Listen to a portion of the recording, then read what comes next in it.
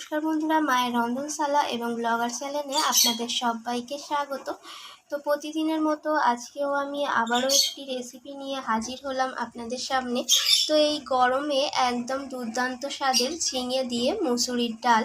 তো দেখুন এখানে আমি তার জন্য মুসুর ডাল নিয়ে নিয়েছি আমার প্রয়োজন মতো। তো ডালগুলোকে আগে থেকে আমি ভালোভাবে ধুয়ে পরিষ্কার করে রেখেছি। আর তার সাথে একটা আমি মাঝারি সাইজের ঝিঙেকে এইভাবে টুকরো করে নিয়েছি।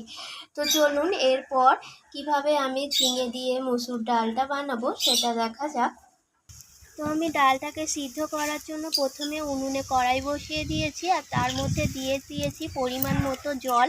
তো এখন আমি ডালগুলোকে জলের মধ্যে দিয়ে দেব আর ডালগুলোকে ভালোভাবে জলের মধ্যে ফুটিয়ে আমি সিদ্ধ করে নেব। তো ডালটা দেখুন এখানে আমার সিদ্ধ হয়ে গেছে একদম।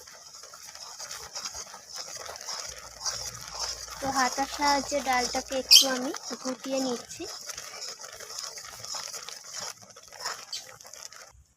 তো এরপর আমি ডালের মধ্যে এখন আমি অল্প করে একটু জল অ্যাড করে দেব। ডালটাকে আমি এখন একটা পাত্রে নামিয়ে রাখবো। তো কড়াইটা ধুয়ে পরিষ্কার করে আমি আবার বসিয়ে দিয়েছি উনুনে আর দিয়ে দিলাম এখানে পরিমাণ মতো সর্ষের তেল। তো এরপর ফোড়নে আমি দিয়ে দিলাম একটা শুকনো লঙ্কা ফাটিয়ে আর দিয়ে দিলাম 5 ফোড়ন, হাফ চামচের মতো। তো ফোড়নটাকে একটু নাড়াচাড়া করে নেব।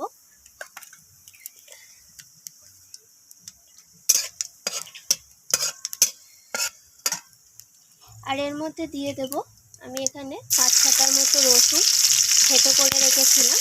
তো সেই রসুনটা দিয়ে দিলাম। রসুনটাকে একটু ভাজা ভাজা করে নিচ্ছি। আর দিয়ে দিলাম এখানে পেঁয়াজ কুচি। একটা ছোটো সাইজের পেঁয়াজকে আমি কেটে পাতলা করে কুচিয়ে রেখেছিলাম, সেই পেঁয়াজটা আমি দিয়ে দিলাম। তো এখানে সমস্ত কিছু একটু লালচে রং করে ভাজা হয়ে যাক। তো পেঁয়াজটা এখানে আমার ভাজা হয়ে গেছে। এখন আমি কেটে রাখা ঝিঙেগুলোকে দিয়ে দিচ্ছি পেঁয়াজের মধ্যে। তো ঝিঙেগুলোকে পেঁয়াজের সাথে একটু নাড়াচাড়া করে আমি ভাজা করে নেব।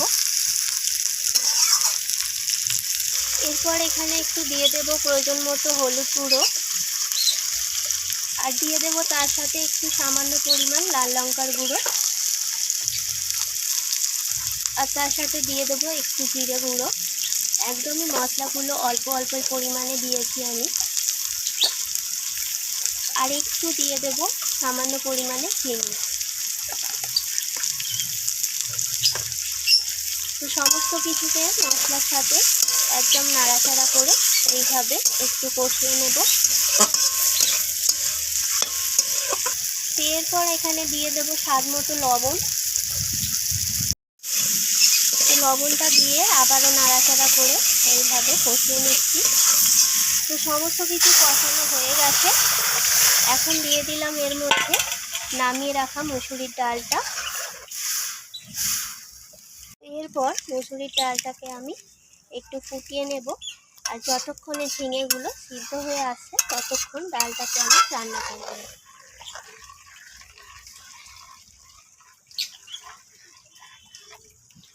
ডালটা দেখুন এখানে ফুটে উঠেছে আর এখানে ঝিঙেগুলো সিদ্ধ হয়ে গেছে।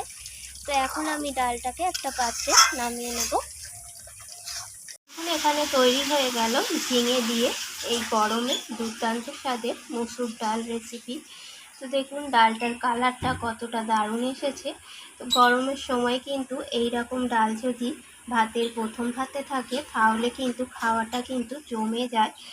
তো রেসিপিটি কেমন লাগলো অবশ্যই আমাকে জানাবেন আর ভালো লাগলে লাইক শেয়ার করতে ভুলবেন না। তো আমার চ্যানেলটিকে সাবস্ক্রাইব করে দেওয়ার অনুরোধ রইল। আমি আবারও ফিরে আসব অন্য কোনো রেসিপি নিয়ে। আজকের মতো এইটুকু। ধন্যবাদ বন্ধুরা।